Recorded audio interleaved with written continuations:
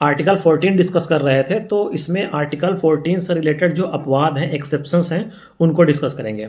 तो हमारे संविधान का आर्टिकल 14 कहता है कि राज्य किसी व्यक्ति को इक्वालिटी बिफोर लॉ या इक्वल प्रोटेक्शन ऑफ लॉ से वंचित नहीं करेगा। लेकिन ये नियम एब्सोल्यूट नहीं है। कुछ लोगों और संस्थाओं को इन नियमों से कॉन्स्टिट्यूशनल इम्यूनिटी यानी कि संवैधानिक छूट दी गई है।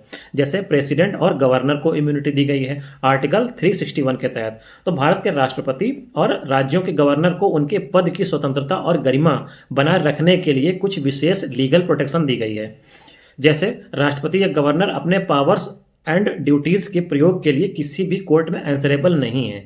उनके टर्म ऑफ ऑफिस के दौरान उनके खिलाफ कोई क्रिमिनल प्रोसीडिंग्स यानी कि आपराधिक मुकदमा शुरू या जारी नहीं किया जा सकता है। उनके खिलाफ अरेस्ट या इम्प्रिजनमेंट का कोई भी आदेश किसी कोर्ट में जारी नहीं किया जा सकता है। उनके खिलाफ कोई भी सिविल केस उनके पर्सनल एक्ट के लिए तब तक नहीं शुरू किया जा सकता है जब तक कि उनको 2 महीने पहले लीगल नोटिस न दी गई हो। ये इम्यूनिटी इसलिए दी गई है ताकि वे बिना किसी कानूनी डर के अपने कॉन्स्टिट्यूशनल ड्यूटीज निभा सकें। मीडिया रिपोर्ट्स पर प्रोटेक्शन दी गई है आर्टिकल 361A के तहत। अगर कोई न्यूज़पेपर, रेडियो या टेलीविजन किसी भी सदन, पार्लियामेंट या स्टेट लेजिस्लेचर की कार्यवाही की सब्सटेंशली ट्रू रिपोर्ट प्रकाशित करता है तो उस पर कोई भी सिविल या क्रिमिनल एक्शंस नहीं लिया जाएगा। इसका उद्देश्य यह है कि मीडिया जनता तक लेजिस्लेटिव प्रोसीडिंग्स की सही जानकारी स्वतंत्र रूप से पहुंचा सके।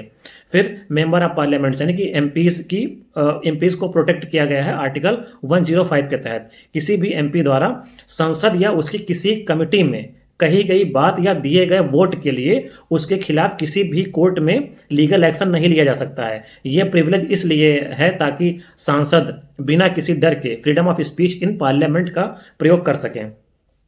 मेंबर ऑफ स्टेट लेजिस्लेचर यानी कि एमएलए को प्रोटेक्ट किया गया है आर्टिकल 194 के तहत। यह विधानमंडल यानी कि स्टेट लेजिस्लेचर के सदस्यों को भी सांसदों जैसी ही पार्लियामेंट्री प्रिविलेज दी गई है।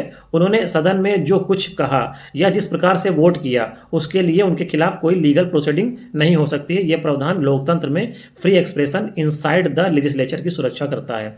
डायरेक्टिव प्रिंसिपल्स से जुड़े कानूनों को इक्वालिटी से छूट दी गई है आर्टिकल 31C के तहत। तो आर्टिकल 31C कहता है कि अगर कोई कानून राज्य द्वारा बनाया गया है तो आर्टिकल 39 के क्लॉज बी और क्लॉज सी में बताए गए directive principles of state policy को लागू करता है तो उस कानून को आर्टिकल 14 का उल्लंघन कहकर चुनौती नहीं दी जा सकती है। सुप्रीम कोर्ट ने कहा था where article 31C comes in article 14 goes out. मतलब जब राज्य directive principle of state policy के लिए कानून बनाता है तो राइट टू इक्वालिटी उस स्थिति में लागू नहीं होता है। फॉरेन सोवरेन्स और डिप्लोमेट्स को इम्यूनिटी दी गई है। अंतर्राष्ट्रीय परंपराओं यानी कि इंटरनेशनल कन्वेंशंस, फॉरेन सोवरेन्स और एम्बेसडर्स और डिप्लोमेट्स यानी कि राजनयिकों को भारत में लीगल इम्यूनिटी दी गई है। इसका उद्देश्य है कि अंतर्राष्ट्रीय शिष्टाचार यानी कि डिप्लोमेटिक कोर्टिसी और फ्रेंडली रिलेशनशिप को बनाए रखना। यूनाइटेड नेशंस और उनकी एजेंसीज को भी इम्यूनिटी दी गई है। भारत ने यूएन के साथ समझौते के तहत उसकी ऑर्गेनाइजेशंस और एजेंसीज को भी डिप्लोमेटिक इम्यूनिटी दी है। मतलब इंडियन कोर्ट्स का अधिकार क्षेत्र यानी कि जुरिस्डिक्शन उस पर लागू नहीं होता है जब तक कि भारत सरकार परमिशन ना दे।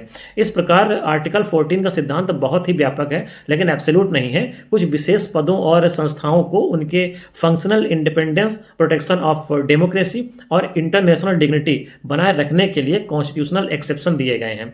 ये अपवाद सुनिश्चित करते हैं कि समानता का सिद्धांत प्रैक्टिकल और कॉन्स्टिट्यूशनल दोनों रहें।